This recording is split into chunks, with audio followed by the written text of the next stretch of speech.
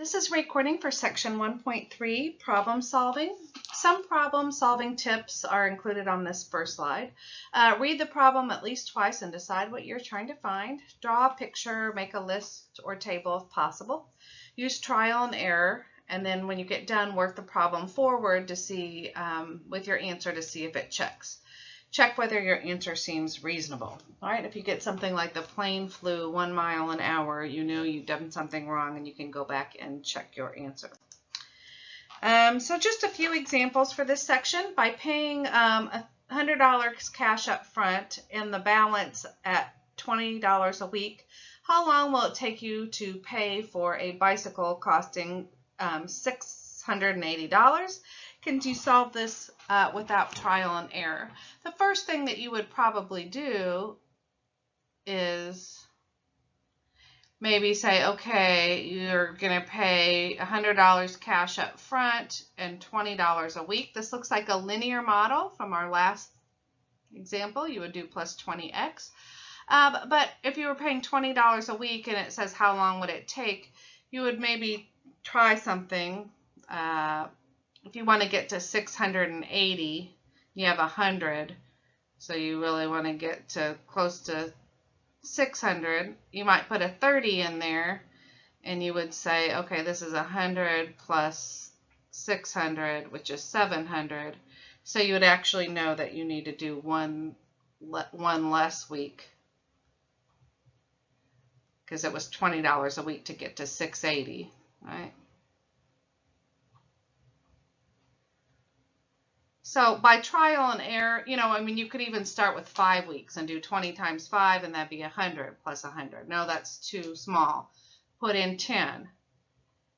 10 weeks, 10 times 20, which is 200 plus 100, 300. That's still too small, and you could just keep getting bigger and bigger. So that's the trial and error method. But it says, can you solve this without trial and error? So you started with it's 680 and you've paid 100, so you still owe 580. All right, and you or the balance at $20 a week, so you want to know how many weeks to pay off this 580. So you would just do 580 divided by 20. If you hit that in a calculator, you would get exactly 29 weeks. And feel free to pause these and try them on your own, and then watch as the way that I complete them when you're done. A roll of Brand A paper towels contains 100 sheets and costs $1.38. A comparable brand B contains 5 dozen sheets per roll and costs $1.23. If you need 3 rolls of paper towels, which is the better value? Well, first of all, the 3 rolls doesn't matter. All right, 1 roll we can look at to determine the better value. So part A says first compare cost per sheet. Like that 3 rolls is extraneous information. We want to compare cost per sheet. So if we look at brand A, you can get 100 sheets for $1.38. If you want cost per sheet, the cost goes in the top and the sheets go in the bottom. All right, and so the cost is $1.38 for 100 sheets. So if you put your units in there, it will remind you whether you should be doing the 138 divided by 100 or vice versa, but probably you can read that question and decide that anyway. Dividing by 100 means move the decimal over 2 places, so 0.0138, or of course you can punch it in the calculator. So it's 1.38 cents, right, per sheet for A, and for B it's $1.23 for 5 dozen. So 5 dozen is of course 12 times 5, which is 60. So divide by 100 sheets. Well, this time you'll have to get out your calculator. $1.23 divided by 60 should give you 0.0205 per sheet. So we know that if we're looking at dollars per sheets, it's so important to put those units in there. If we're looking at dollars per sheet, we want the less dollars per sheet. So we can see that that's this one costs less. 1 point something cents, where this second one's 2 point something cents. But that isn't, if you just read that problem and it didn't tell you to compare dollars per sheet, you might have done it the other way, right? I mean, dollars per sheet makes more sense to me, but for some people, they might do sheets per dollar. So you could put 100 sheets at $1.38 and do sheets per dollar. Let's see what that is. 100 divided by 1.38. So this is 72.46 sheets for every dollar. And for B, it's 5 dozen sheets. So again, that's 60 sheets. At $1.23. Put the units in there to keep reminding yourself.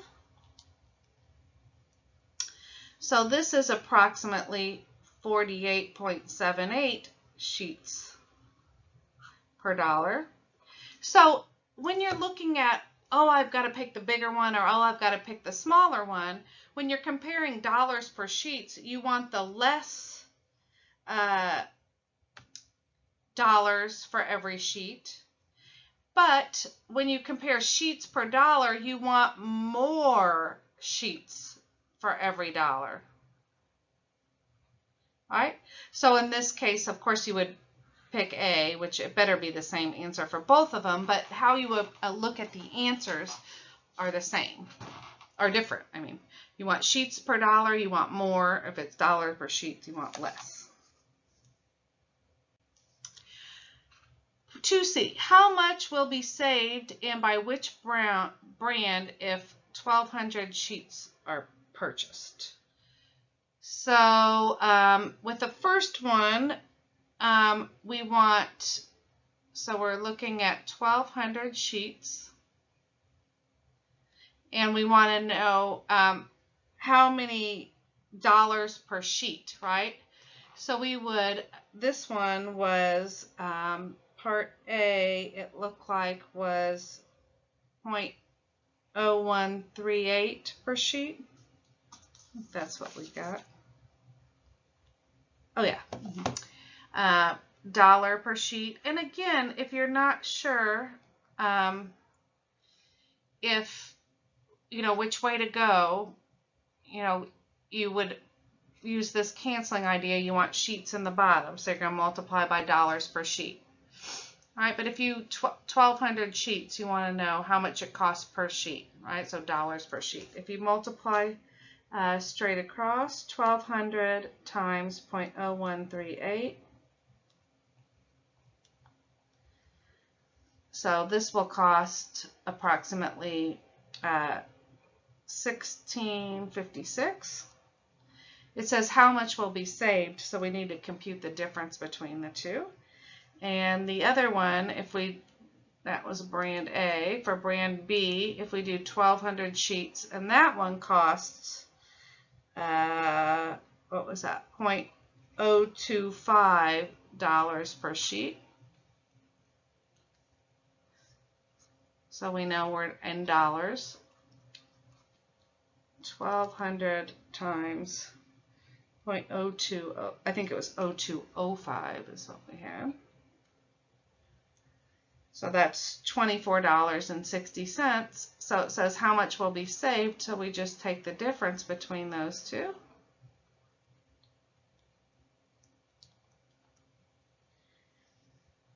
And you would save $8.04 by buying brand A.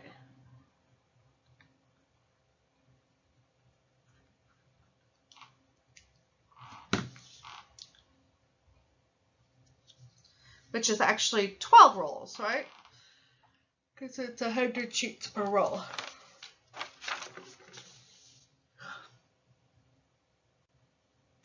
Which is the better deal of purchasing a new shirt?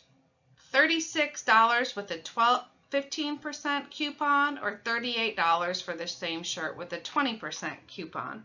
Remember, when you want a percent of something, you multiply. So we're going to find that the discount amount is 15% of $36, which means times 36, and 15%, of course, remember you write as a decimal. 15% means 15 parts out of 100. It's 15 divided by 100, which means move it over 2 places.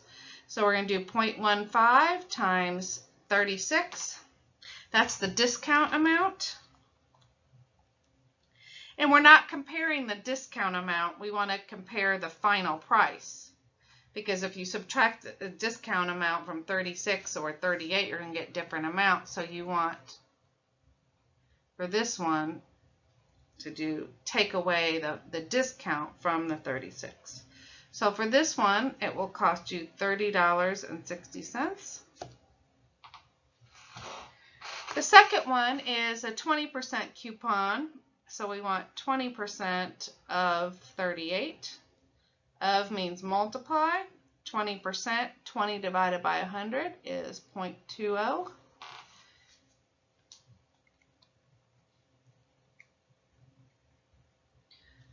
So if you do this, the discount's 7.6. So even though the discount amount is larger, you're starting with a bigger number, right? So you still have to work it all the way out. $38 minus $7.60. So this one is $30.40. So you actually only, so this is the better deal by 20 cents. Difference is only 20 cents there.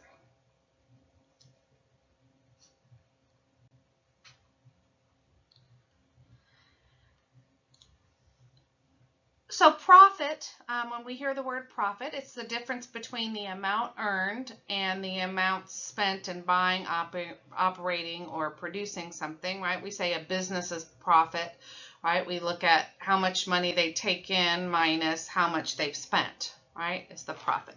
So a store owner ordered 25 calculators that cost $30 each. He can sell them for $35 each. So the cost means the cost for the store owner. So every calculator he sells, it looks like he makes $5 off of.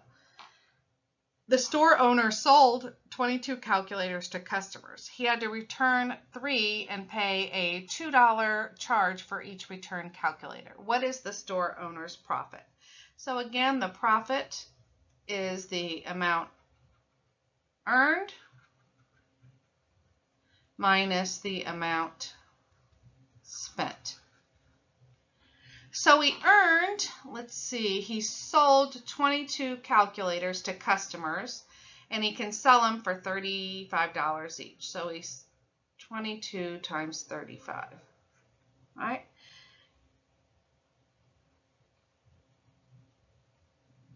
Okay, minus how much he spent. So he spent, and there's a couple different ways of doing this. You could actually just mess around with the $5, but he spent $30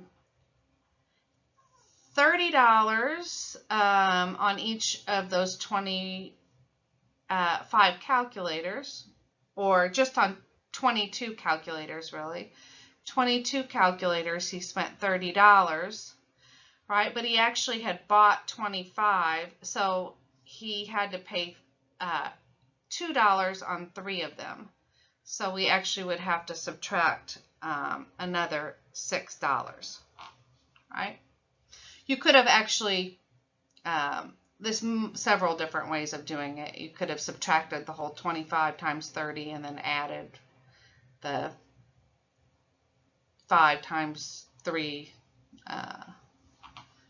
and then subtract off the 6. There's a bunch of different ways of doing this. But he sold 22 calculators at $35 each, but he spent $30 on each of those 22 calculators, right? And he had to pay $6 in return. So you do that. 22 times 35 is 770 minus 660 minus 6. 70 minus 660 minus 6. It'd be $104 you make.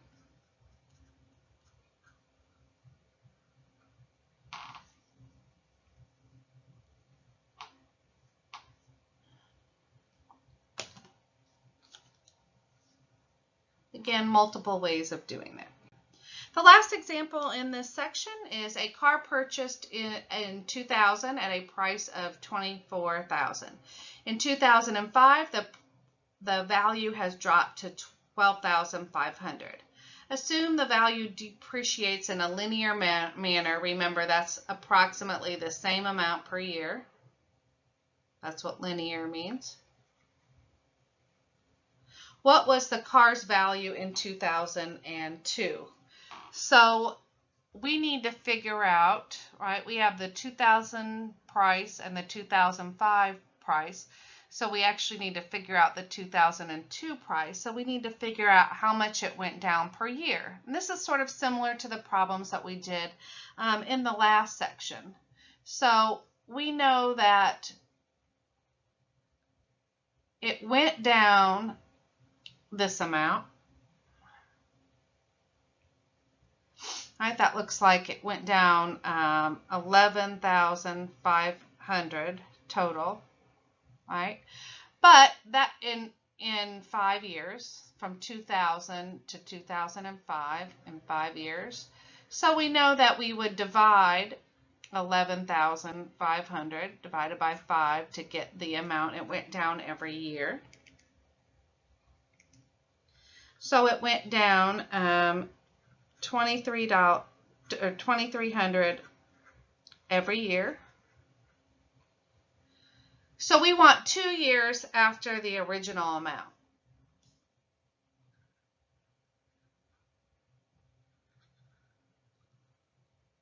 All right, so we're going to take our original 24,000 and we're going to subtract off 2 of the 2,300s because it's 2,300 a year and we want 2 years. So that looks like 2,400 minus 4,600, which should give you 19,400. Is the car's approximate value in 2002. That is the end of the 1.3 section.